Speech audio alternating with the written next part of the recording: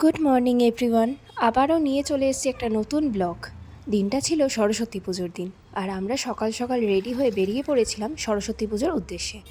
এখানেই ব্যাঙ্গালোরেই একটা বাঙালি কমিউনিটির একটা পুজো হয়, সেই সরস্বতী পুজোতেই আমরা গেছিলাম। একদমই কাছাকাছি আমাদের বাড়ির থেকে। তো আমরা সকাল সকাল বেরিয়ে পড়েছিলাম সেখানে যাব বলে। আর আমাদের এই বাঙালি কমিউনিটিটা বেশ ভালো। এখানে কালী পুজোও হয়, সরস্বতী পুজোও হয়। এর আগেও আমরা অনেকবার গেছি। এই বাঙালি কমিউনিটিটার মেম্বারদের সাথে অনেক পুজোতেই কাটিয়েছি, খুব ভালো সেলিব্রেট করেছি। তাই আজকেও বেরিয়ে পড়লাম সরস্বতী পুজোর দিন সরস্বতী পুজোর অঞ্জলি দিতে। বুক করে নিয়েছিলাম একটা উবের অটো ভেন্যুতে যাওয়ার জন্য। তো চলুন যাওয়া যাক। সরস্বতী পুজো মানেই মনে পড়ে যায় ছোটোবেলার দিনকার কথা। ছোটোবেলায় সরস্বতী পুজোতে অঞ্জলি দেওয়া, ঠাকুর সাজানো, ঠাকুর কিনে আনা, শাড়ি পরে বন্ধুদের সাথে ঘুরতে যাওয়া, সেসব দিনগুলো সত্যিই এখনও খুব মিস করি। যাই হোক, আমরা ব্যাঙ্গালোরে থাকলেও সরস্বতী পুজো কিন্তু আমরা মিস করিনি। এই বাঙালি কমিউনিটির জন্য আমাদের সরস্বতী পুজোটাও সেলিব্রেট হয়ে যায় ভালো করেই। আমরা প্রায় চলে এসেছি, চলুন এবার ভেতরে যাওয়া যাক।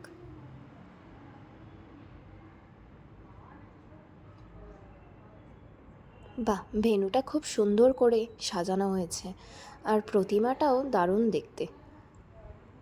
ভেন্যুতে অনেক লোকজন, অরিন্দমের সাথে ওর চেনা পরিচিত অনেকজনের সাথেই দেখা হয়ে গেছে। ও ওদের সাথে গল্প করছে, কথা বলছে, আর আমি এদিকে প্রতিমা দর্শন করতে এসেছি। পুরোহিতও চলে এসছে, পুজো স্টার্ট হয়ে গেছে। আর এদিকে কিছু ছোট ছোট বাচ্চা খেলা করছে। ওরা ছুটির দিনে খেলার সাথী পেয়েছে, ব্যাস ওদের তো খুব মজা। খেলা পেলে আর কি চাই বাচ্চাদের, এটাই হচ্ছে শৈশব। এই বাঙালি কমিউনিটি মেম্বারের মানুষজন খুব সুন্দর করে পুজোর আয়োজন করেছে, এবং ভেন্যুটাও অনেক বড়, খুব সাজানো গোছানো। এদিকে পুজো শুরু হয়ে গেছে, এবার আমরা অঞ্জলি দেব।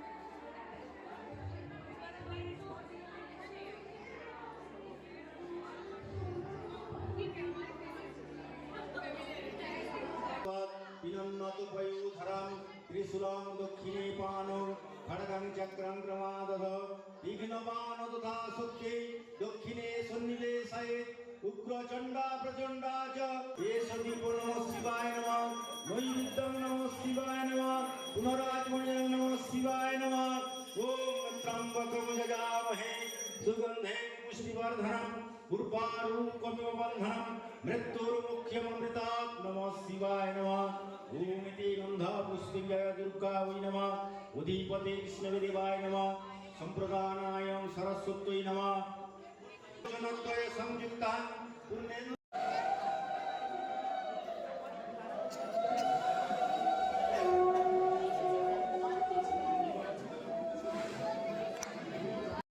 আমাদের অঞ্জলি দেওয়া হয়ে গেছে। এই ভেতরটা এত ভিড়, এবার একটু বাইরে যাওয়া যাক। এসো একটু বাইরে বেরোই, বাইরেটা খুব সুন্দর। বাহ, মানে ভেন্যুটার ভেতরটা যেমন সুন্দর, বাইরেটাও খুবই সুন্দর। দেখো সামনে কি সুন্দর একটা বড় সুইমিং পুল রয়েছে, ওইদিকে একটা বড় রেস্টুরেন্টও রয়েছে। রেস্টুরেন্টটা খাবার দাবারও খুব ভালো, তুমি চাইলে কিছু খাওয়াতেও পারি। কিছু খাবে?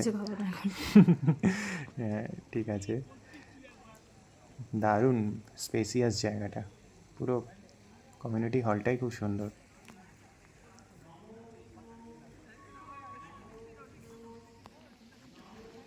বাঙালিদের পুজো মানেই অনেক দিন পর পুরনো বন্ধুদের সাথে দেখা হওয়া, গল্পগুজব করা। আমারও আজকে অনেক দিন পর একটা বেশ বাঙালি গেট টুগেদারে এসে পুরনো মেম্বারদের সাথে দেখা করে গল্পগুজব করে খুব ভালো লাগলো। দিনটা খুব ভালোই কাটালাম।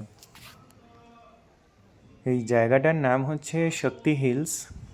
জায়গাটা একটু ব্যাঙ্গালোরের আউটস্কার্টসে, মানে একটু বাইরের দিকে, হালকা পাহাড়ের ওপরে জায়গাটা।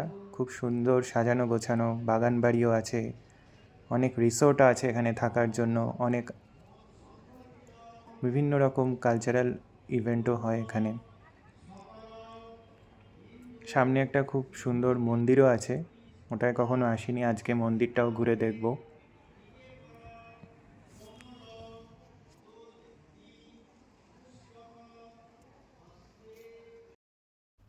সুইমিং পুলে ছোট ছোট ছেলেরা খুবই এনজয় করছে, কারণ এখানে তো আর সেরকম একটা ঠান্ডা নেই, না গরম না ঠান্ডা, খুবই সুন্দর ওয়েদার। এই সামনের রেস্টুরেন্টটা, এটাও খুব সুন্দর। ওই কমিউনিটি হলটা, ওখানে ভেতরে পুজো হচ্ছে। জায়গাটা সত্যিই ঘুরে দেখার মতো।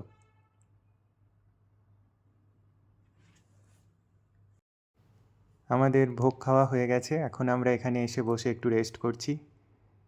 রিম দেখলাম ভোগের থেকে বেশি পাঁপড় চেয়ে খেয়ে গেল। এখন এখানে বসে রেস্ট করছি আমরা।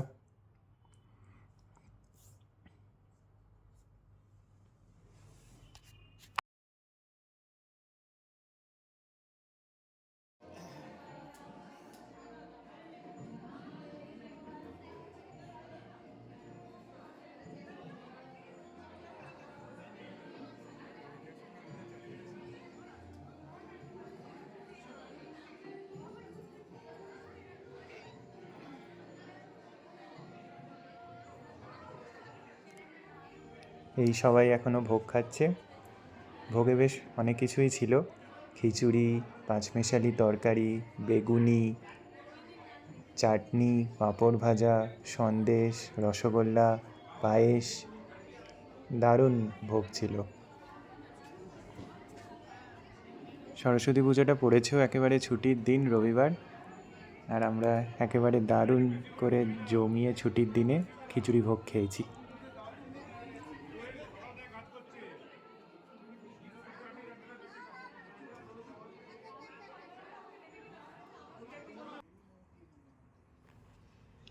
ঘুরতে ঘুরতে চলে এলাম আমরা সামনের মন্দিরটায়। মন্দিরটা 4টে থেকে খোলে। ঘুরে দেখছিলাম আমরা মন্দিরটা। এগুলো কিছু একটা ঠাকুর, গণেশের মূর্তি ছিল। এই ঠাকুরগুলো বিশেষত সাউথ ইন্ডিয়ান কোনো ঠাকুর, আমি ঠিক বলতে পারবো না। মন্দিরটা কার্তিকের মন্দির, কার্তিক মন্দির। আর মন্দিরের চারপাশে ছোট ছোট অনেক পাহাড়।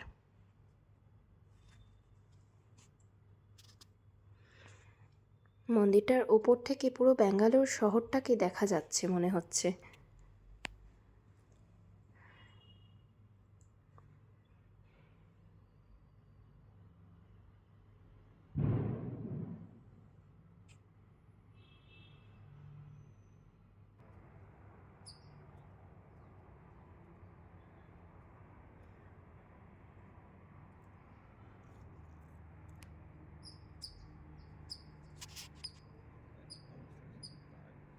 মহাদেবের মূর্তিটাও খুব সুন্দর।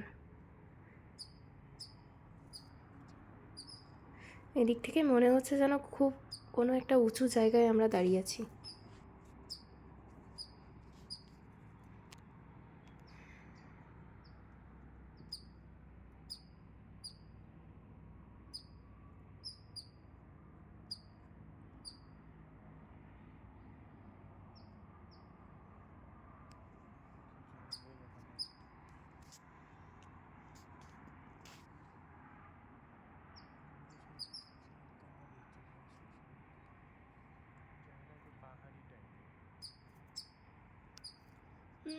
হালকা হালকা পাহাড় আছে।